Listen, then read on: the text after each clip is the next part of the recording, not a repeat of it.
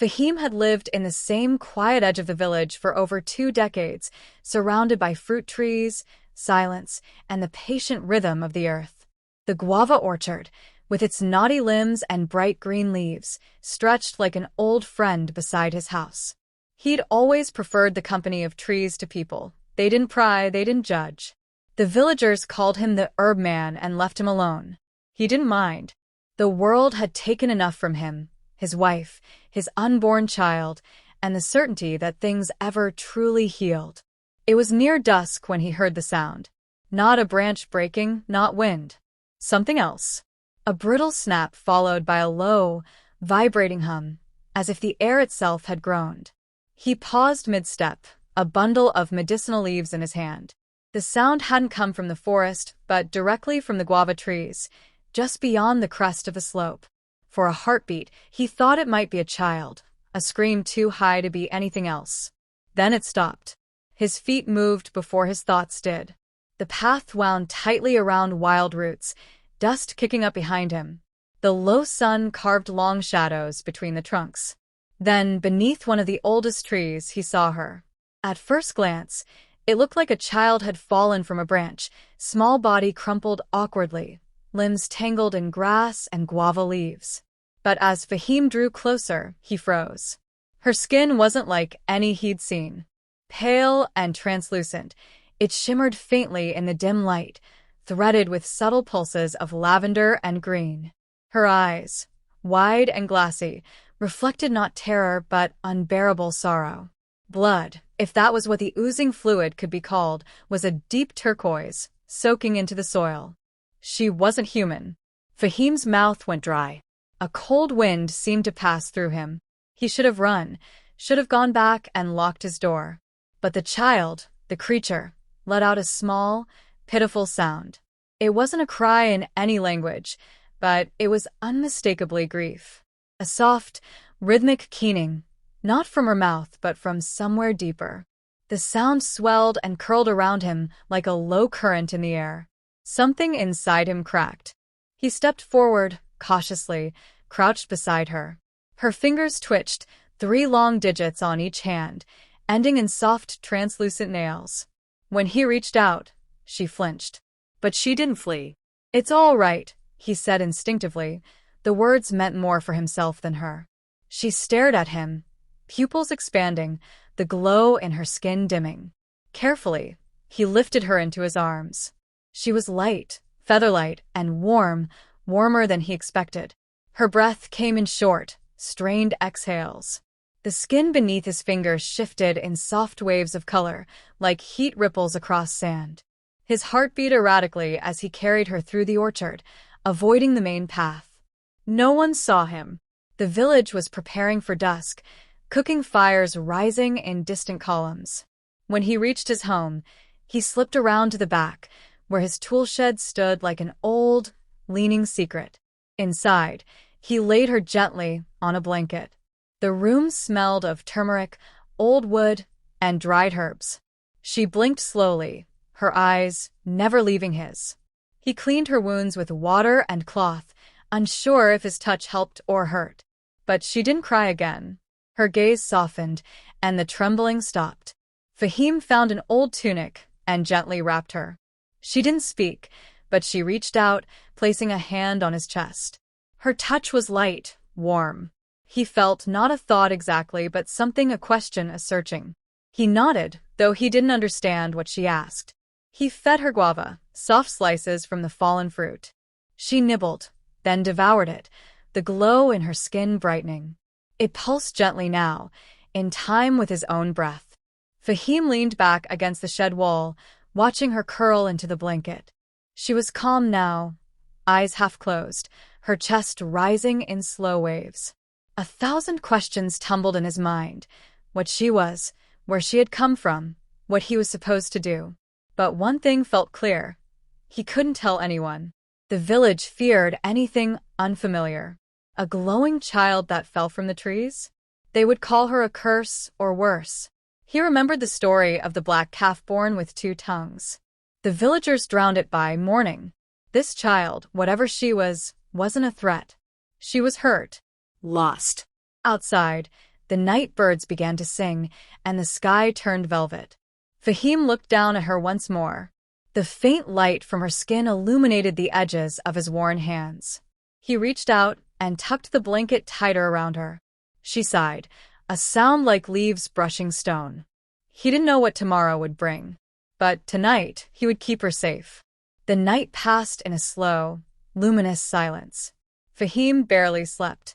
He sat against the door of the shed with a rusted spade across his lap, as if expecting monsters or men to come clawing at the wood. None did.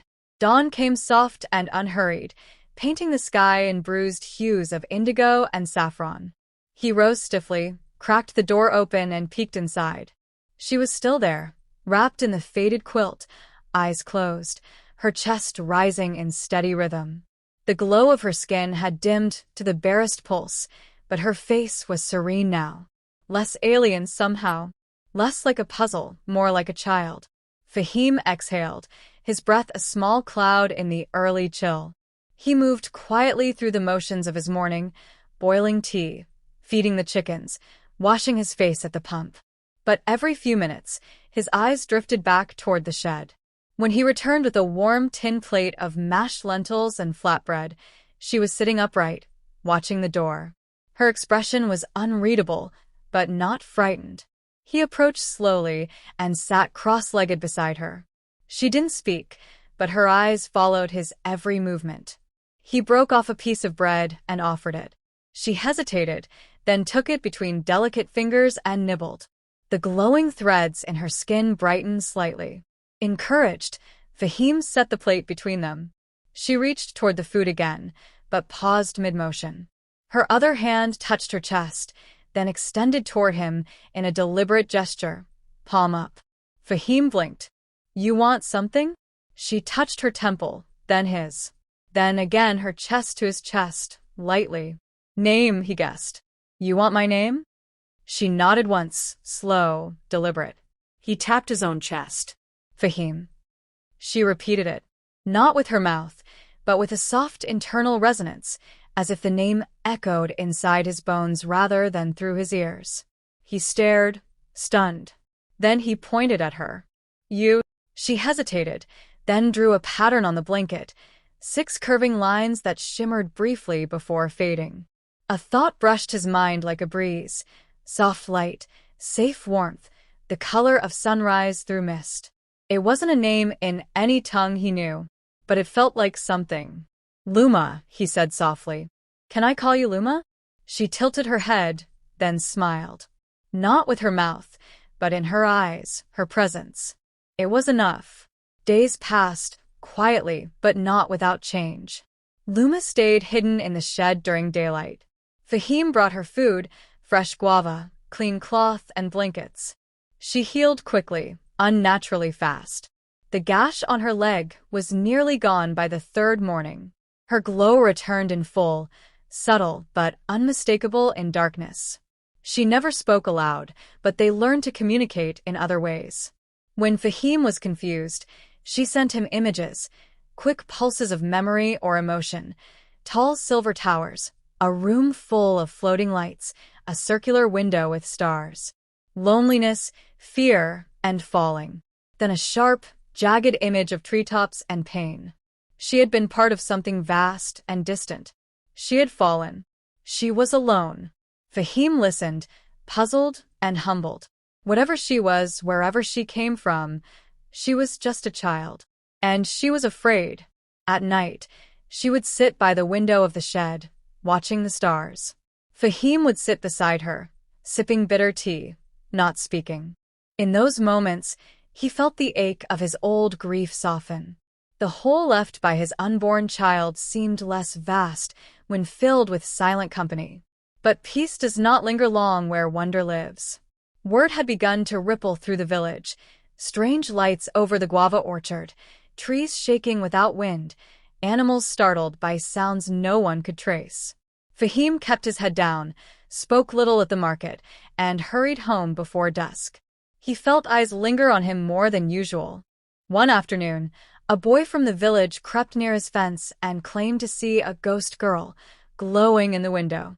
Fahim denied it, laughed even, but his hands trembled as he held his tools. That evening, as Luma helped him grind herbs into powder, a gesture she'd picked up from watching, Fahim asked, "Luma, can others like you find you?" She paused. A wave of uncertainty reached him. Then, a flicker of hope. She retrieved a small, crystalline object from beneath her quilt. It looked like glass, but when she touched it, soft light pulsed from within. Cracks webbed through it. Fahim examined it gently. Broken. She nodded. "If I fix it, will it call them?" She sent him a sequence of images. The object whole, glowing bright, a beam of light shooting skyward, and then, waiting. Fahim sighed and glanced at his cluttered workbench. "I'll try." He didn't know if he could repair alien technology with copper wire, solder, and solar panels salvaged from broken garden lights. But he would try. For her. That night, Fahim buried the crystal carefully in a tin lined with gauze and tucked it beneath his pillow. When he returned to the shed, he found Luma curled in the quilt, her eyes closed, light dimmed. As he sat beside her, she stirred slightly and reached out, her hand finding his without looking. He didn't pull away. He watched the stars beyond the window and whispered to the darkness, "Let them find her. Please." Before the villagers do." Her hand tightened around his, as if she had heard the words. Or perhaps simply understood. The wind changed that morning. It carried a brittle sharpness that Fahim hadn't felt since Winter's Tale, and with it came unease.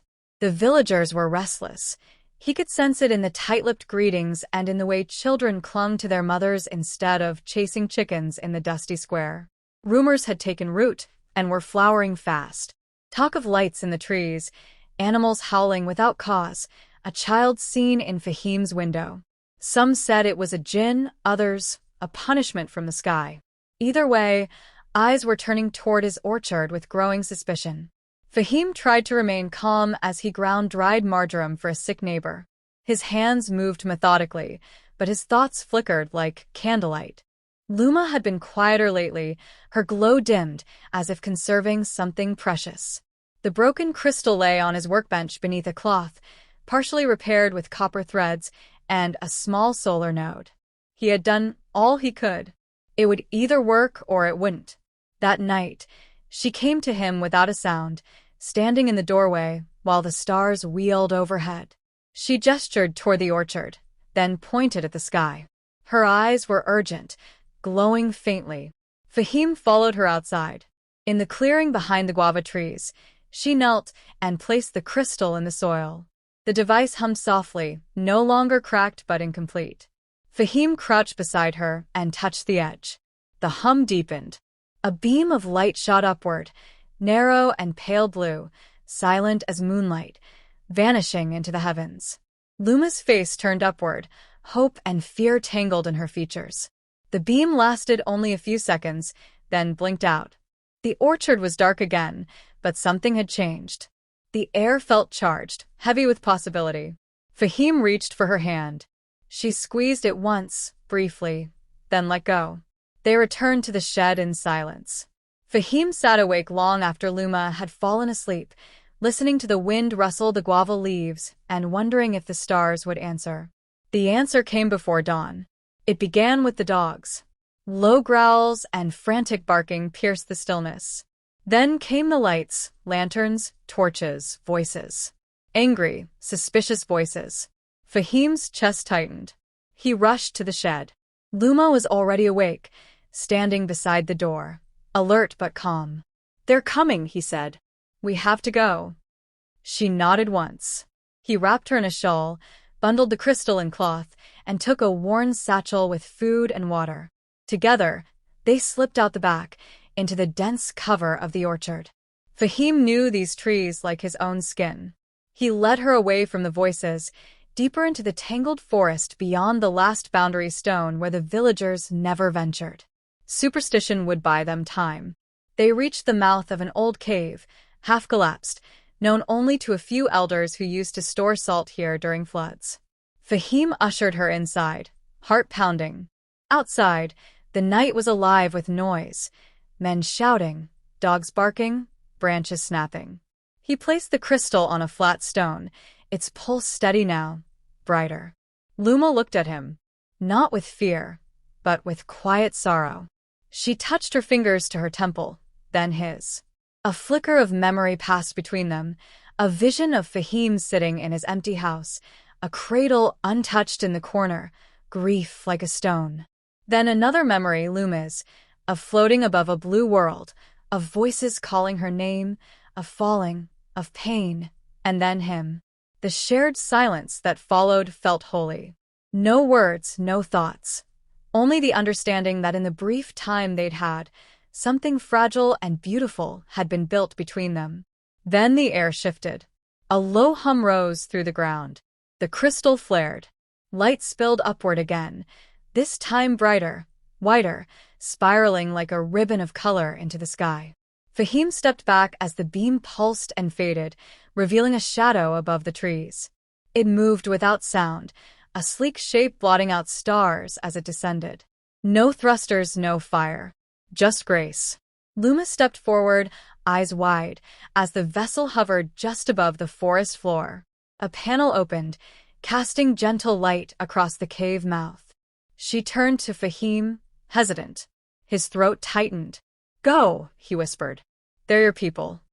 She looked at him a moment longer, then crossed the space between them and wrapped her arms around him. Her warmth was real. Solid. Trembling. She pulled back and opened her hand. In it lay a seed, small, round, and glowing with faint golden light. She placed it in his palm and closed his fingers around it. Then she turned and walked into the light. The ship ascended slowly, silently, dissolving into the stars like breath fading on glass. The forest fell still.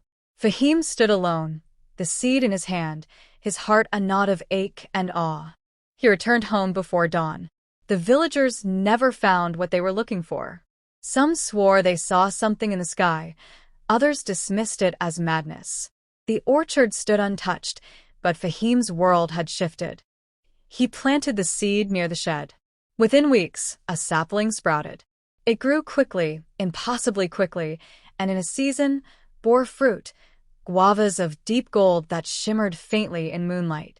Children who tasted them dreamed of stars. Travelers swore the orchard had a soul. Fahim never spoke of the girl who fell from the tree. But every night, he sat beneath the golden boughs, eyes turned skyward, waiting. Not for answers. Just for a sign that she remembered.